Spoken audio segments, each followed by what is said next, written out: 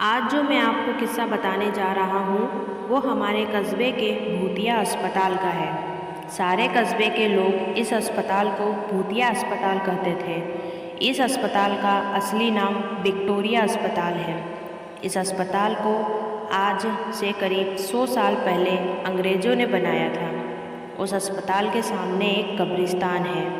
मेरे दादाजी ने मुझे बताया था कि आज से 60 साल पहले इस अस्पताल में ऑपरेशन के दौरान एक लड़की की मौत हो गई थी। तब से उस लड़की की आत्मा उस अस्पताल में भटकती है। रात ढलते ही कोई भी इंसान उस रास्ते से नहीं गुजरता है, क्योंकि उस लड़की की आत्मा राहगीरों को परेशान करती है। हालांकि मैं दादाजी की बताई पुरानी भूतिया कहानियों में ज़्यादा विश्वास नहीं करता था।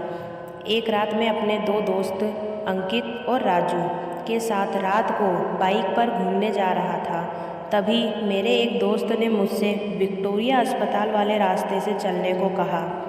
हम में से कोई भी ज़्यादा भूत प्रेतों पर विश्वास नहीं करते थे और हमने उस रास्ते से जाने का पक्का किया। उस समय रात के करीब 10 बज रहे थे। हम तीनों ने ये बात अपने परिवार वालों को नहीं बताई और रास्ते पर निकल पड़े। जैसे ही हम उस रास्ते से निकले, रास्ते पर रेत होने की वजह से हमारी बाइक फिसल गई और हम तीनों धड़ाम से बाइक से दूर जा गिरे। हम बच गए थे, हमें कोई चोट नहीं आई थी। बाइक चला रहे मेरे दोस्त अंकित ने बोला कि उसका बैलेंस तो बराबर था, फिर ये बाइक कैसे फिसल गई। हालांकि वो थोड़ा डर गया था। मैं और मेरे दोस्त राजू ने बाइक को चलाने का कहा। अब राजू बाइक चला रहा था। हम 1 किलोमीटर ही चले थे कि अचानक हमारी गाड़ी का टायर पंचर हो गया और गाड़ी की स्पीड तेज़ होने की वजह से इस बार फिर पिछली बार से भी दूर तक फिसलती गई। इस बार हमें कोहनियों और घुटनों पर थोड़ी चोट आई थी।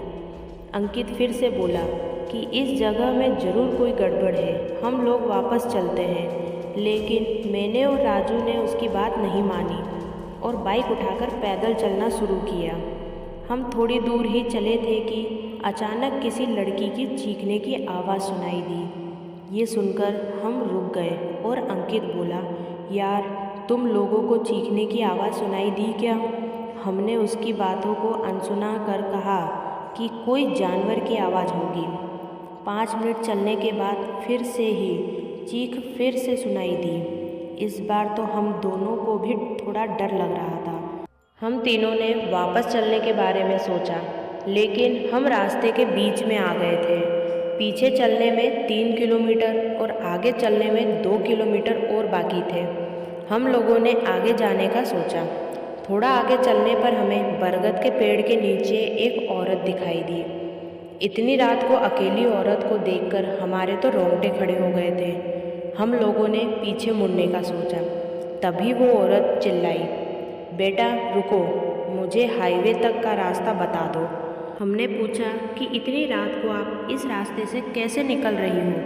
तो उस बुढ़िया ने कहा कि मैं पड़ोस की गांव की रहने वाली हूँ और मेरे पास पैसे नहीं हैं, इसलिए मैं पैदल ही निकल पड़ी। हाईवे के उस पार मेरा गांव है।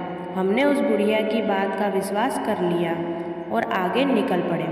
बुढ़िया हम तीनों के पीछे पीछे चल रही थी। हम तीनों दोस्त अब अपनी अपनी बातें कर रहे थे। तभी राजू बोला कि लो माँ जी, आपका रास्ता आ गया। और वो जैसे ही पीछे मुड़ा तो वहाँ कोई नहीं था। वह बुढ़िया हवा में कहीं गायब हो गई। हम तीनों की तो सिट्टी पिट्टी गुल हो गई थी। हम बाइक को धक्का मारते हुए जोर से भागने लगे। भागते भागते अंकित ठोकर खा के गिर गया और हमें जोर से चीखने की आवाज़ सुनाई दी। हमने भी बाइक को वहीं पटककर अंकित को साथ लेकर दौड़ने लगे और अस्पताल के पास कब्रिस्तान तक पहुंच गए। ये सब घटित होते ही करीब 12 बज चुकी थी। हम पसीने से तरबतर हो गए थे और कब्रिस्तान पार करके एक मंदिर में रुक गए, क्योंकि अगर बाइक के बिना घर जाते तो जूते पड़ते। इसलिए उस रात मंदिर में ही रुक गए और सुबह होते ही बाइक लेकर अपने अपने घर आ गए और घर वालों को दोस्त के यहाँ रुकने का बहाना बना दिया। उस रात के बाद से हम उस रास्ते से कभी नहीं गए। मुझे आज भी सपनों में वो भूतिया बुढ़िया और चीखने की आवाज़ें आती हैं। सो दोस्तों, अगर आपको हमारी कहानी पसंद आई हो तो हमारे चैनल को लाइक कीजिए, शेयर कीजिए, सब्सक्राइब कीजिए और कमेंट्स करना ना भूलिए। Bye bye.